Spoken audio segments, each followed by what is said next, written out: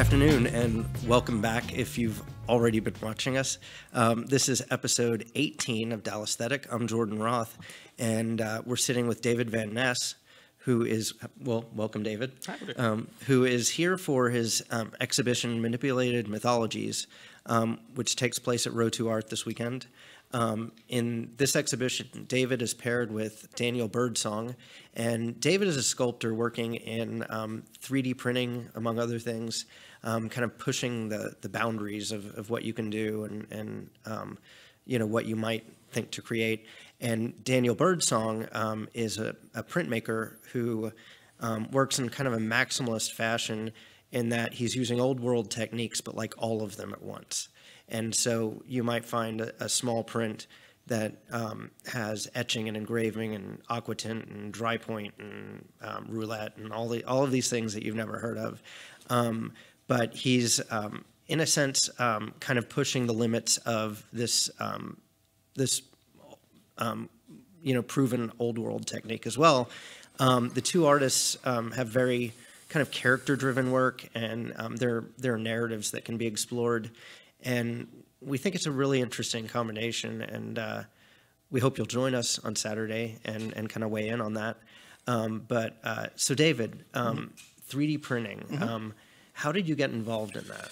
So I was working for US Art Company, which is a art handling moving company. And at the time when I was working there, they had a conference about art handling here in town, in Dallas. And at the time, there was a company called SculptCAD who was trying to get in, and they thought they could get in in the business with 3D scanning relics and very precious pieces of art, and then carving foam in which to build crates with. They'd also talked about 3D printing and so forth. And at the time, they were one of the few service providers I even knew of. And I happened to just be talking to them about what else can be done. And I had a request from a gallery in New York, the Brenda Taylor Gallery in Chelsea, asked for 500 of my Stacking Cow. The Stacking Cow is a piece that I had created during grad school around the idea of how can you ship meat and how can it be handled as an art form. And it's just basically a cow that can be sort of blocked together like a building block. And in order to build 500, I thought it was insane, and I needed some way of manufacturing that. And so SculptCAD came in and said, well, why don't we digitally fabricate them and then have them manufactured in China? And so I got involved at that point, just working with them and finding ways of dealing with the materiality of that form. And we went through several different possibilities and so forth. And the initial model was 3D printed, and that model was sent to China for a soft tool to be made, and then the pieces were actually cast with a machine in a soft tool method. But I had also gotten the bug under my skin of sort of saying this is something really interesting, and so I was trained by modernists who were very much about materiality. Steel has a meaning, plastic has a meaning, etc. And I was curious about, well, if it's plastic or if it's digital, well, what is the meaning of the material? And so I've been very curious since then and playing around with what is my sculpture? Is it the data that I create, or is it the sculpture? And I've always been sort of playing back and forth with that concept. Well, that makes a lot of sense. I hadn't thought about, you know, the materials and the meanings, but thinking back to art history, that is something.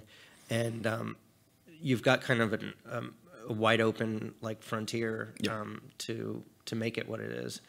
And so how do they come together? How does 3D printing work? So it's the process is basically each layer is printed individually. If you could imagine taking a 3D object, slice it 1,000 times or 10,000 times. I don't know how many times it really is, but anyways, each layer is about the thickness of your thumbnail, and each layer is printed layer by layer, and then slowly the print bed or the printing head moves away from the surface, and you add a new layer after layer after layer after layer. It can take several hours most of the times.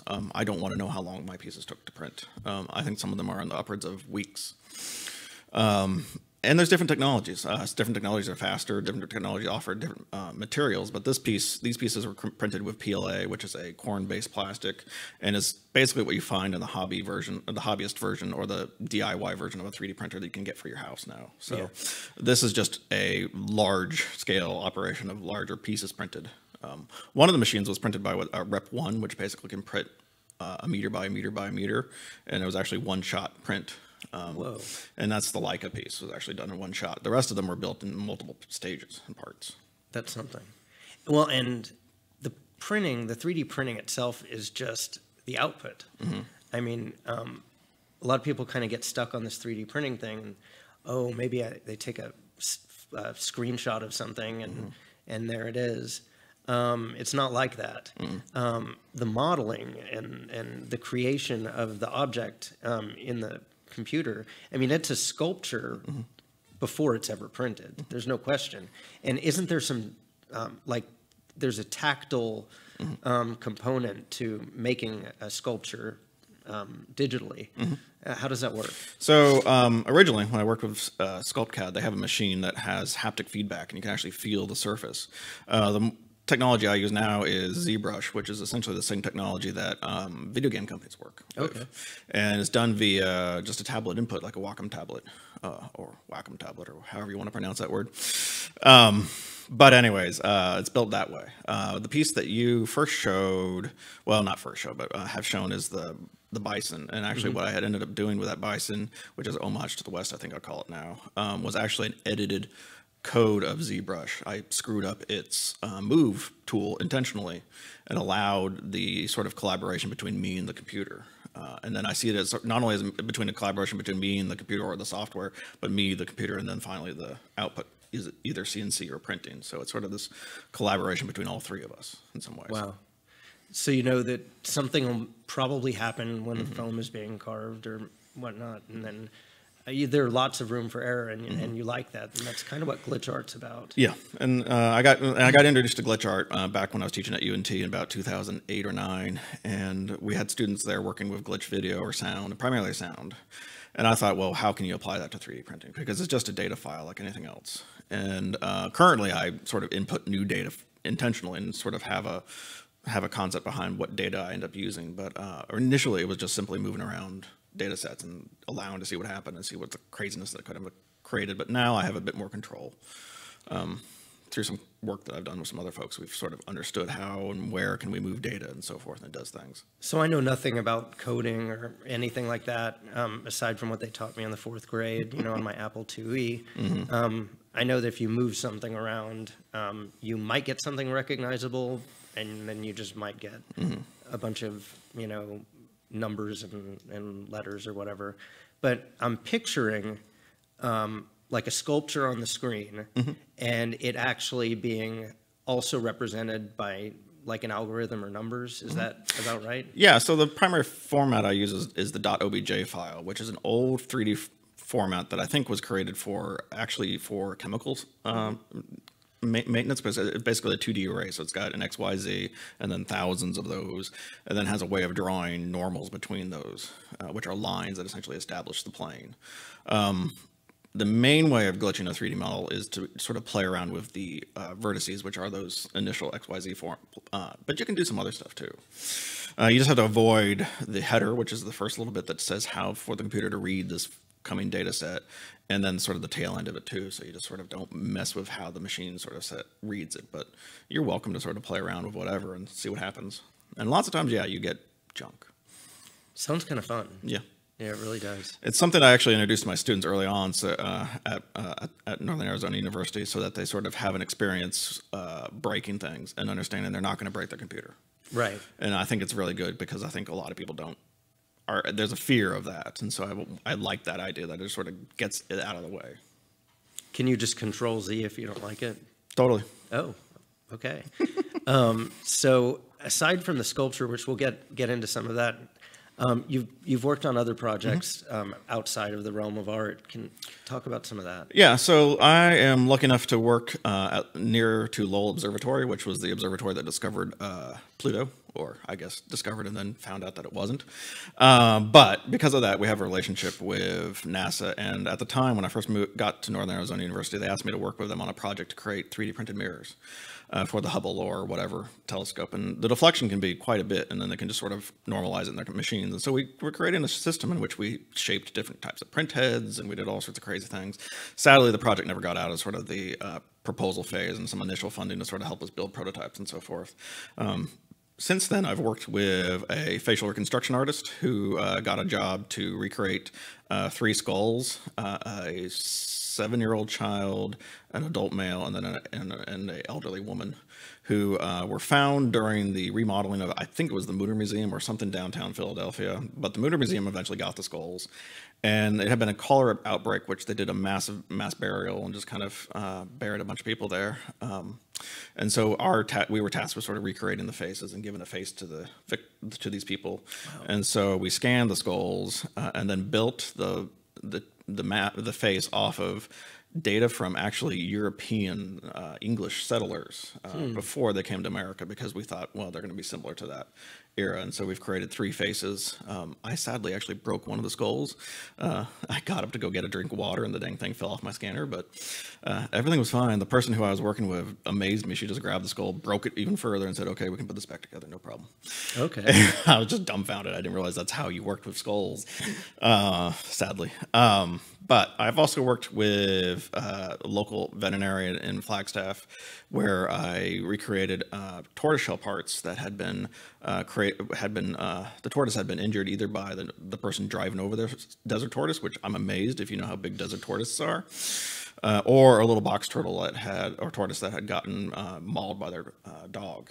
And we scanned the tortoises, recreated a negative, built a patch, and then built parts for them. And it's going to be an ongoing process with the big desert tortoise because she grows so slowly. But the box tortoise essentially already has shell back, which is just amazing. So she only needed it for a few days, and the poor desert tortoise is going to have a lifetime of patches for quite a while.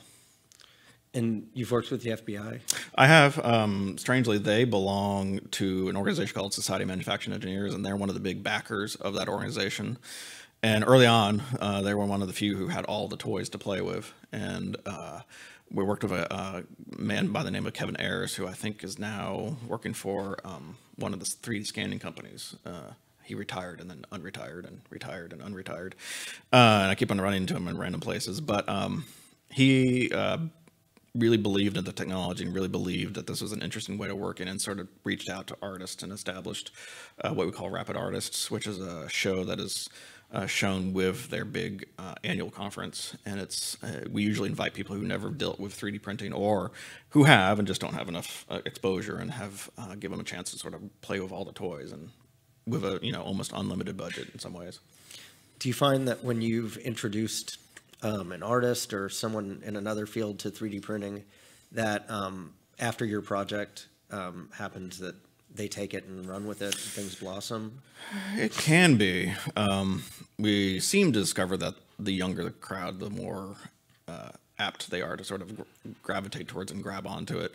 The nice thing, I would never say that computers make sculpting any easier or any harder. It makes editing easier or harder potentially.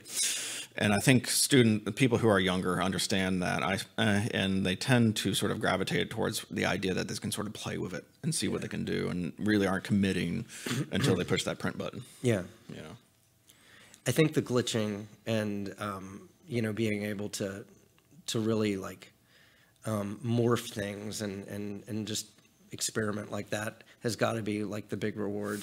Well, I've always wanted to create, because for me, you can create anything in the computer that you can do by hand, and vice versa. Mm-hmm. So when I make a 3D sculpture, I want to make something that isn't necessarily, I mean, it could be done by hand with plenty of time, but there are things that done in my work that I think is exclusively digital. Yeah. And created by the machine or the computer, and it's that collaboration that I really sort of like. When you get to suspend gravity too, that's got to be huge. Oh yeah, yeah. I mean, I still make things by hand, and I still do that. But it's interesting when I'm able to sort of escape reality and sort of allow things to be completely surreal and not make any sense. And then once they're physical, then I have to make some kind of rationale and figure it out. But it's kind of fun to play. So we've got some video of some works that you've done. Let's talk about some of these. So these are the models for the stacking cows? So these are the bulls. This was the second edition. They were made in response to the cows. They have a little more masculine aspect. They're black. They've got wider shoulders than they do tails. And they got a little haunch on the back, sort of to create a little thing. And these were the cows. These were the first piece that I made digitally. and they were originally made in, I think, 500, and then another batch of 1,000, and then I think another batch of 1,000. So wow. There's been a lot out there. So they've seen the world and done all sorts of things. And this is a goat on a ladder. Yeah. It was a piece I drew while I was during my faculty orientation for my new job. Yeah. Maybe it's the anxiety I was facing, starting something new. Who knows? Yeah, I could see that. Yeah. It was kind of funny. I was just sitting there and in the corner of my notes on how my new 401k and my healthcare and all that were going to happen. I'm sitting there drawing this little goat, and next thing I know, I'm at home making him. It's not a real animal. It's a hodgepodge of various different animals. What's interesting about that one, I've learned since then, and I don't know that I would recommend that people do this to art that they purchase, but the goat is now in Southampton, and it's on some land that happens to have some rocks, and I think on the water, and so it was taken off of the ladder and drilled into the top of a rock. And apparently it's being taken care of as if it was indoors. But I have yet to see a picture. I've asked. Totally changes the meaning, I think, in some ways. I think it does. Yeah. It's precarious in a different way now. Yeah. That's fine. But all my pieces are coated with an automotive finish in the end, with primer and paint and clear coat, and so they're pretty durable. Yeah. I mean, I don't know if I'd put it up against a hailstorm, but yeah, I don't know that I would do that. And there's probably a Lexus dealer out there that could come and. Yeah, I tend to strangely use Lexus paint for some reason. I don't know why. It might just be the painter I have that can mix the stuff happens to have good access. This one is weird. The American Orthos. Yeah, it's the two-headed dog from Greek myth. Okay, but then you turn it into a deer, and that thing is just wild. Did you sketch that first? Or? I had bought, originally it was going to be a corner piece. It was going to be two deer headbutting each other from corner to corner. Okay. And I didn't think that was enough. And I happened to have a bunch of lumber around for some reason, and I started just sort of playing around with a way of mounting. And that mount became part of the body. That body grew and morphed and changed, and then became part of the antlers. And next thing I know, I have this big old wood structure in my space, and I'm thinking, well, that works much better than my original corner wall piece that I thought. Yeah. Because I had been thinking about how to really make it annoying for galleries to hang my work. Right. So that was a cool one to have in the gallery. The interesting part was that it doesn't fit through many doorways, so it's been assembled and reassembled a couple times, but wow, it's powerful. And it looks, it's weird. It makes sense in a weird way when you look at it. It's like, oh yeah, that's what that is. Yeah. Well, I have a lot of background as a kid. I used to always have to build the decks and the roof and stuff. My father had me working at a very young age, and so I have a lot of hands experience with like building with 2x4s and hands-on building. So I've always been building along those lines, and I think I just kind of took those skills and to the nth degree with that one. And so there are other animals that have been combinations. There's temptation. Well, here, this is the glitch deer skull, which I think looks like it has Lamborghini. This is you, right? This is you as a child. Yeah. And you can kind of make out the face a bit. Kind of make out the face. The horns have gone away. Have they? Since then? No, the horns are. You still have me. On you. I gotcha. I was going to say they're still there. What's this? That is my 23andMe info added to a 3D model of a fetus. No. Yeah. Ooh, that's weird. It is, and it's the prototype for the new work that I'm working with. Oh my God. So I've been sort of building with trying to utilize things like 23andMe and so forth. And I necessarily don't recommend 23andMe, but they actually do output the data for you, and that was what I was interested in. So. And they output the data for other people too. Yeah. Exactly. But you took that data and glitched it into. Wow. Yeah, and my poor wife had to, when I posted the image, was like, no, David and I are not having a kid. This is not an announcement. But if we did, it might look like this. Yeah. She also says that the self-portrait is our baby. She constantly references it, our baby, and has multiple times when it's been deinstalled or taken to place, like carried it over her shoulder and like patted it. And she's just as strange and goofy as I am, so it's a great match. But the fact that she calls it her baby, and her mom was always like, "What do you mean?" Looks more like Rosemary's Baby. Yeah.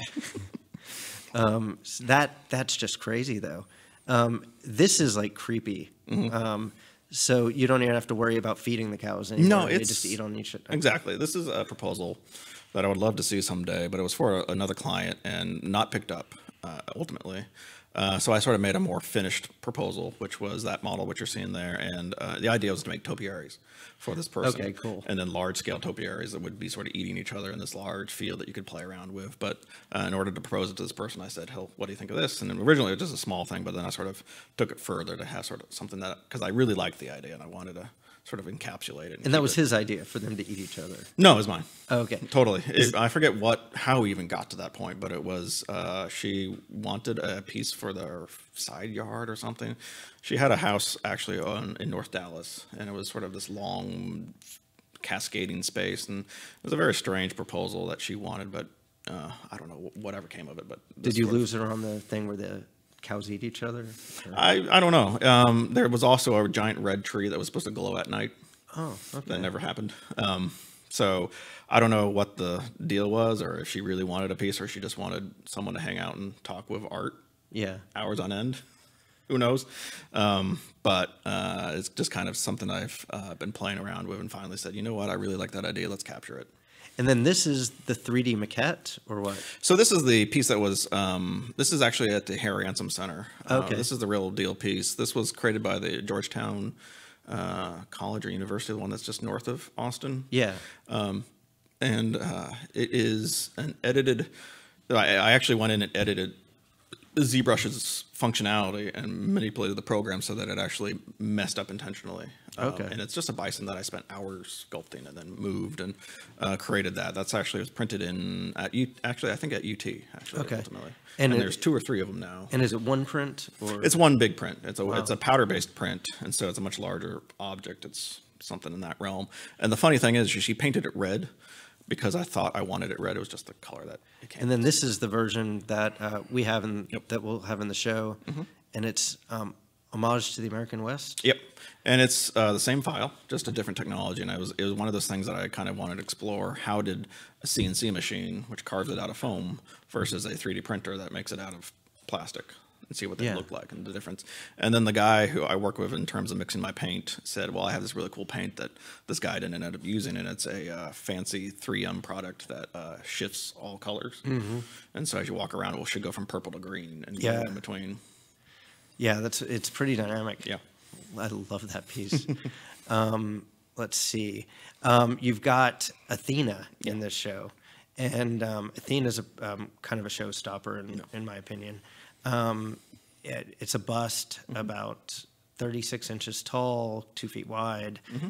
There'll be an image of that, clad in chrome. And how many prints did it take to, so is that? This is Leica. Oh, that's Leica. Here's Athena. I believe it's somewhere between 18 to 23. I messed up in my file numbering at one point, or the people who I work with messed up in their printing. I'm not sure which happened. Wow. But it's multiple prints, multiple stages, and then glued together, fiberglassed, Bondo on top, sanded down. And then in a very experimental product, which is brand new, the chrome that she has on there is a 2 or 3 part product that actually does use electrolysis to attract the paint and surfacing. And so it's essentially like a 1940s, 50s bumper in some ways on top of that surface, and then underneath is plastic and fiberglass. So cool. And you glitched that. I love this part. You glitched it with the sounds of an owl hoot? Yeah, so in the most exciting art tool ever, Microsoft Excel, I combined the 3D model of the Athena, which is Athena from a German museum, Athena at Nike, that's her helmet, that's been destroyed as well. And then I combined that with the sound levels of a bird, of an owl hoot. And so that went in, I added it with just a simple combined, function in Excel that we've all probably experienced in our lives, and then created a new 3D mesh out of that, and then applied it explicitly to that area to sort of destroy the head, sort of get rid of her brain in some ways or whatever, and create this whole new sort of weird structure. And the owl being her companion. Yeah, her symbol of wisdom and whatever. That's awesome. Yeah, it comes from Staying with the Strange, weird or I can't think of the artist of the author's name. She's out of California.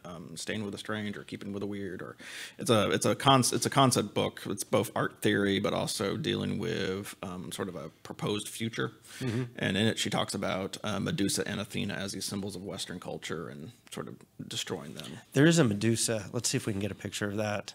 I love it because it's playing beer pong. Yeah. Let's see if we can get Medusa up here. So Medusa is, how did you make that? So it's the same thing. It's probably 18 prints, and was my return to sort of saying, well, I haven't really done a lot of digital sculpting for a while. I've been scanning and working with things, and I thought I'd here it is. I thought I'd play around with actually modeling for once, and she is made with traditional 3D modeling techniques, and then the scales were actually taken from a real snake, taken with a photograph, and then extruded in a 3D, made a silicone mold of that, and then I would print the scales by rubbing that piece over and over and over again, and created the scales. So it's actually a real snake skin, just extruded into 3D space. And they're not really playing beer pong. No, she's being milked. Yeah. She's being milked for her venom. She's been decapitated, and now... oh, God. Yeah. That's wild. Yeah.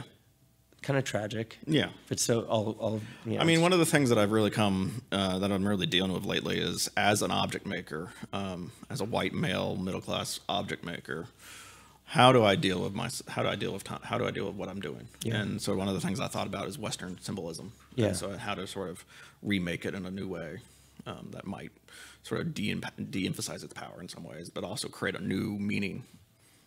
Makes sense. Yeah. So, what's next? Currently working on biological work. Okay. I'm actually utilizing 3D bioprinters, and also working with CRISPR, which is a way of altering genes to make new things. The first one is a biological piece, which I'm taking from my Fitbit and my other social media, and things that I just generate by existing in a modern life. Creating 3D models based on that by just compiling all that information in some way, and then basically using what's called a nearest neighbor calculation, which connects all the objects together and makes a 3D model. And then I'm going to send that to a company in Kentucky, and they're going to print it with a biologically supportive material. And then we're going to take cheek scrape from inside of my mouth and grow cells on the surface. And that will become a clone, or a portrait, as I say, that's not based in the visual. Wow. And then that thing will be sealed inside of, airtight inside of resin, and then that will be the sculpture. Plan is to make multiple of those and have multiple people volunteer, and then potentially, if we can, maybe some kind of weird information may come out of it. Who knows? Who knows? Wow. That's something. All right. Well, we've got to get back to the gallery and finish installing. Yep. So thank you for joining. Yeah, no problem. This has been episode 18 of DALLAESTHETIC. David Van Ness, and your show is Saturday at Row 2 Art, 1501 South Hervey in the Cedars, from 7 to 10 p.m. Join us. Thanks.